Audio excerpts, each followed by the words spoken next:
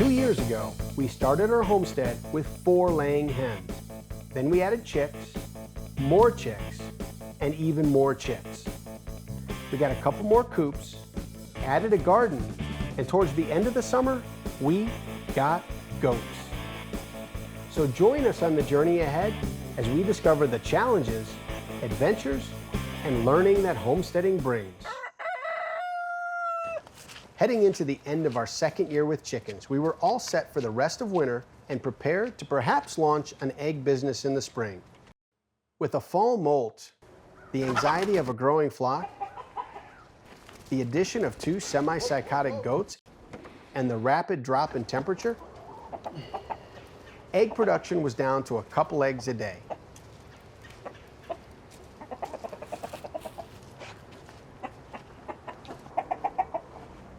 Hey, hey, big day. Okay. Ready to start? First coop, you get 3, that's a good sign.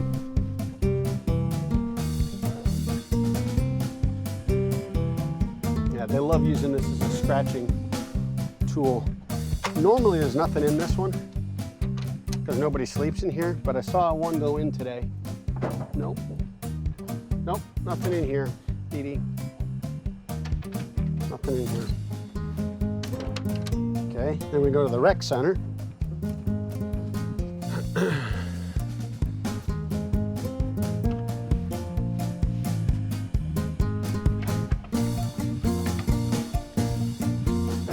Okay, there's one. Let's check the other nesting box. Although they typically only use one of the nesting boxes. Okay. Hey, I got it. Thanks for the help. I got it. I checked. That's it. Just the one. Just the one today. I know. Okay. All right. So we're at 4. Now we're hoping for a big payoff in the backyard coop here. This is the one that has been having the most. We were getting regular requests for eggs from friends and family and wanted to use them as gifts when visiting. Okay, this is the big one. This is like playing slot machine. You get the first 2 7s that come up. Dang it. Yeah, it's exactly like playing slot machines. Got 2, but we got one of the really cool dark ones. So we got 6 today. And there may be a couple of late ones. Sometimes they surprise me. Hey. Hey. Come on. Get your head out of there. Occasionally they miss the nesting box, but this will be filled with. Yeah, no. Okay. 6. But this is an awesome day compared to where I was just a few months ago, where I get 1 every few days. It's big. So we're not at a place where we're exceeding consumption, but we're getting close.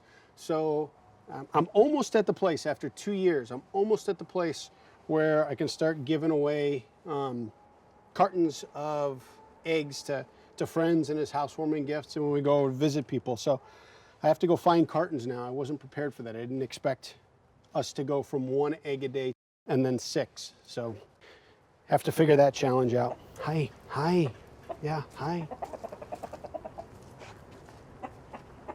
This is a long time for Pokey to be outside. Ow. Ow.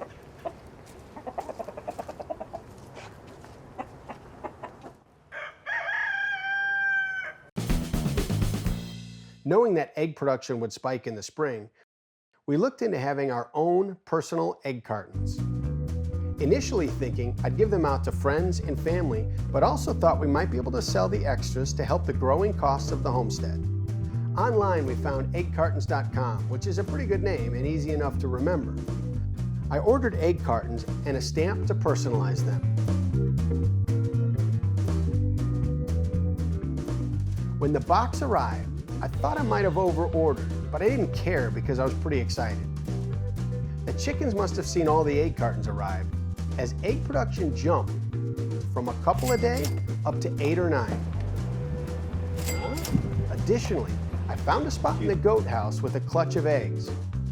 Not sure if the girls were going rogue or the goats were stealing them, but for the first time in 2 years, supply was higher than demand.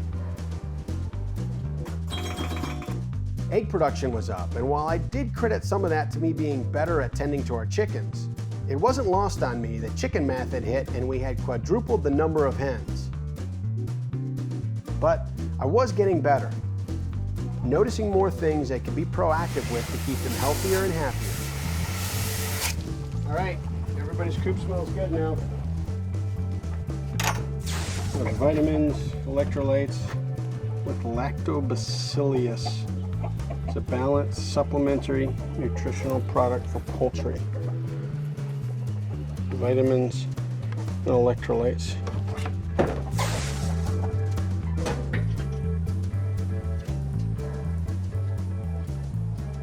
The newfound knowledge didn't make me any kind of expert. In my mind, and actually in reality, I was still very much a rookie.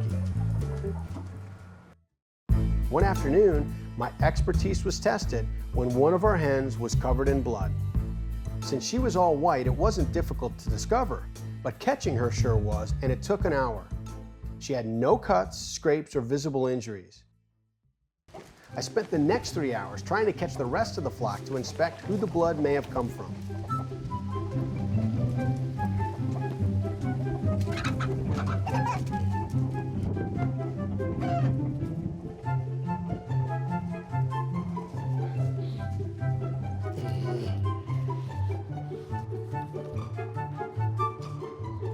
What's up with you?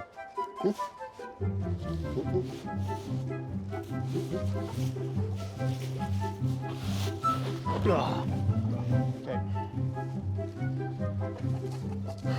Hi, you're okay getting picked up, aren't you?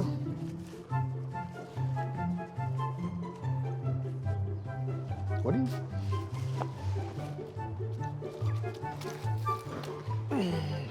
Come on. Why are you coming aggressive at old Riedels? Huh?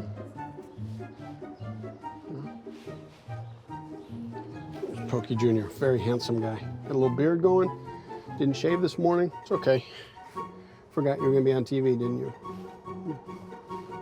It's okay. I don't shave all the time either.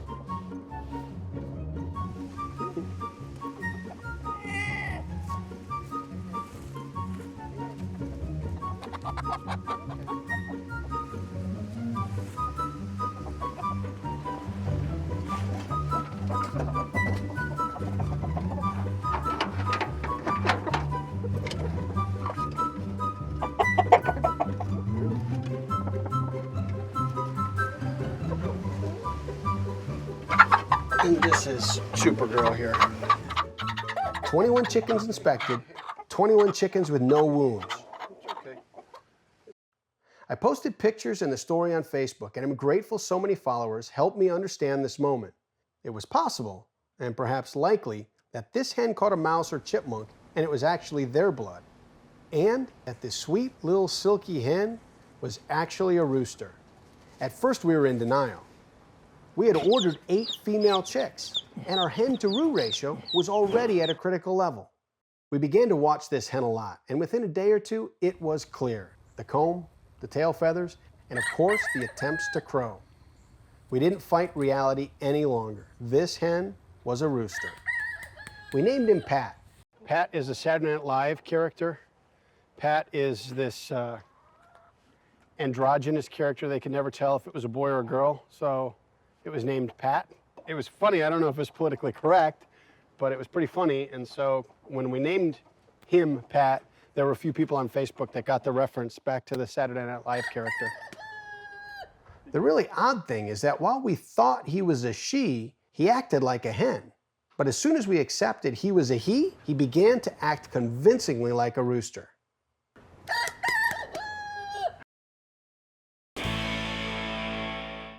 While locked into winter, spring was just around the corner, and a lot of planning was needed as we were going to breed our goats, hatch more chicks, and relaunch our garden. But before the seasons changed, we had some great learning opportunities with 2 warm weather coop camps right around the corner. But the homestead had a variety of needs that kept me from getting too ramped up. So I have extended their run a little bit out here. I had it actually a whole lot bigger, but then there was a problem that I had to fix, so I had to shrink it back down. Good morning. Good morning. Morning. Hey. A little bit worried about Evangeline. She's had a little bit of a runny left eye. Erica says just to keep an eye on it. That shouldn't be anything to worry about. Sometimes just a piece of dust gets in. So, yeah, okay, let's go. I'm kind of grateful that they are messy eaters because they've spread the hay around in this mud pit here, which makes it a little bit easier to navigate.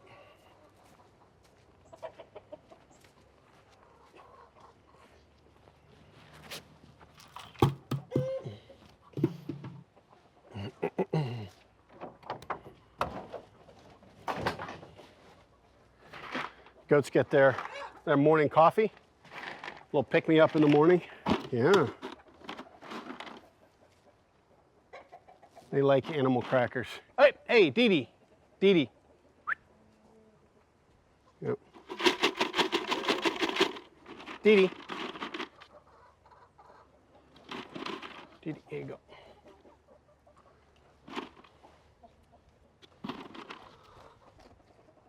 Okay. That's the goat feed. That's New Country Organics organic goat feed. They love it. It's about the only time that they're quiet and well behaved out here. So it's a good 5 minutes of rest. One thing that's interesting is that the goats don't ever eat the chicken feed, but the chickens will come and eat the goat feed.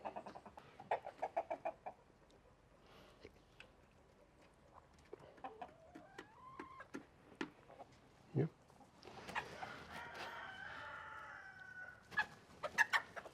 Looking at possibly breeding the goats. They've been in heat recently, and Erica, who's our guide from Twin Willow Farms, I used to think that they were happy when they wagged their tails, like, and I give them treats and stuff, but she says that's one of the signs of them being in heat. So she's sending a buck rag for us where we can kind of see when their cycles are, and then she'll bring us a buck and we'll look to breed them and get some kids around here in about 5-6 months. You know, she says that a couple of the signs of goats in heat are they become very, very vocal. Their tails wagging and mounting each other. Here we go. See, look at the tail wagging. That's where I started thinking, okay, that's because she's happy. Because she'd have her tail wag, then she'd come get a cookie, or she'd attack Evangeline. And she said to chart that, because it'll happen every 21 days, and that's when she could bring a buck by. And it was about 3 days ago that their tails were wagging like crazy. I thought they were really, really happy. Apparently they're just in heat. And then being very vocal too. Well, that's good, huh? That's good. You can stop chewing on things for a little while. Oh, hey.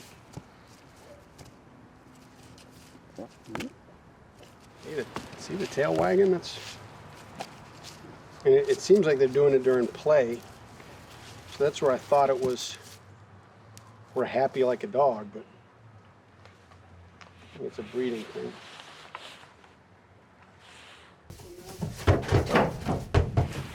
Hey, Dee Dee, Evangeline. Hey,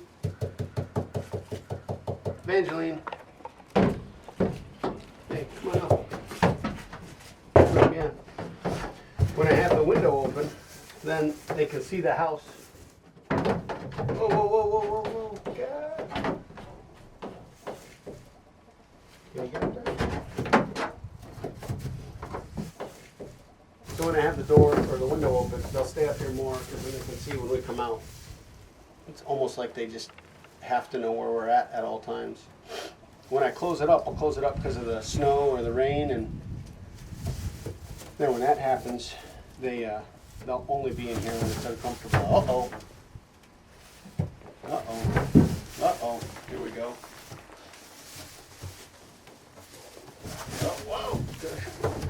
Gonna push her over the edge. Oh.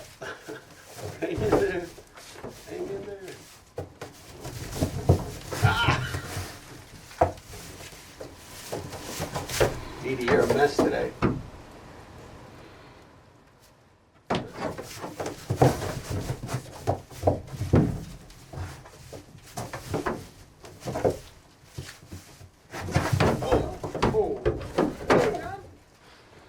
Dee Dee, that's a lot of weight you just moved. Yeah, no kidding. Holy cow. She's not a light one that you just pushed out of here, you know? Additionally, we were going to hatch some chicks right after camp, so I wanted to have that all laid out. Got my incubator, brooder heater, brought the starter coop back into the garage, got the bedding, and got our chick and grower feed. We were set. The goats love mealworms too. They'll put a little protein in their diet. There you go, Poke. Pokey.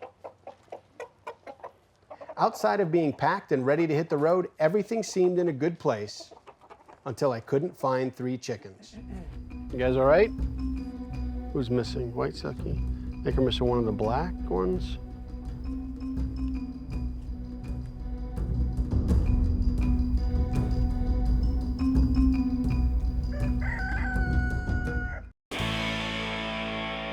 I'm not often a detail guy, and I'm usually a last-minute kind of person when it comes to preparations. Here was my to-do list. Pack for coop camp, monitor goats cycle for breeding, double-check the incubator and brooder, and start planning the garden. It by itself was not overwhelming. But late one morning, it all seemed pointless as I couldn't find 3 chickens. Edward Jr., Hannibal, and Pat were not in the chicken yard. I see Wanda, I don't see her.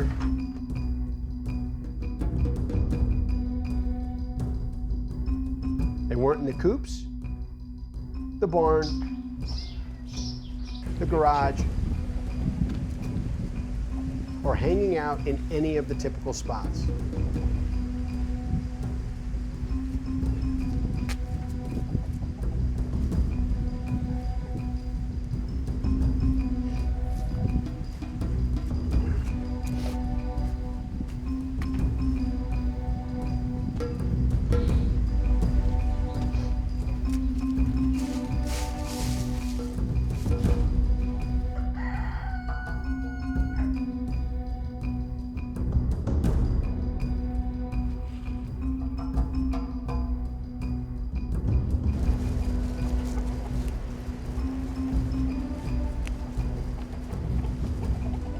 With EJ and Pat both being roosters, I wondered if there was a fight and both were hiding.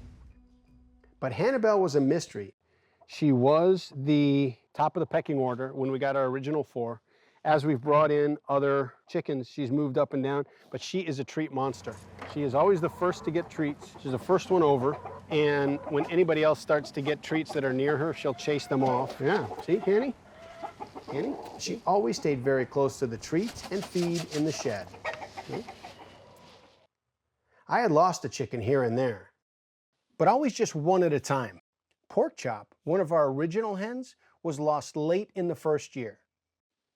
Then from our first hatch was Lil Jackster early in the second year, followed by the loss of our first roo, Edward. And now, in our third year, 3 were missing, and it was incredibly concerning.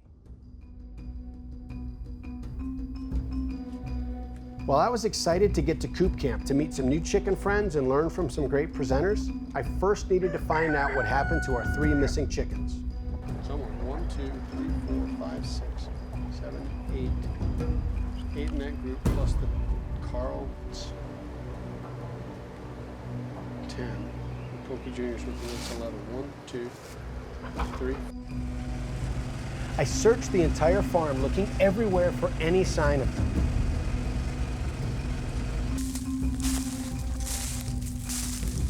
Sadly, I eventually came across a couple of all-white feather piles. They were silky feathers, and they belonged to Pat.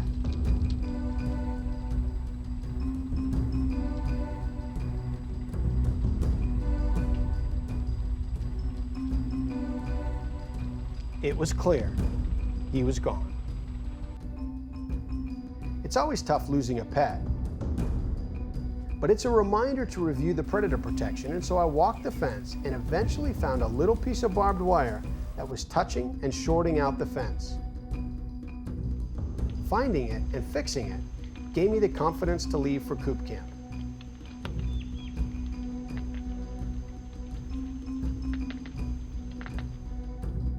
But there was still no sign of Hannibal and Edward Jr. I had hoped that whatever happened had scared them and they would return soon.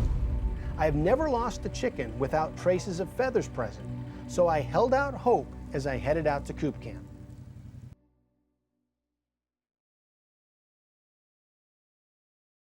For more fun, like Coop Dreams on Facebook, follow us on Twitter, and visit our website at www.fadedjeans.tv. Maybe when Erica comes out, she can, because that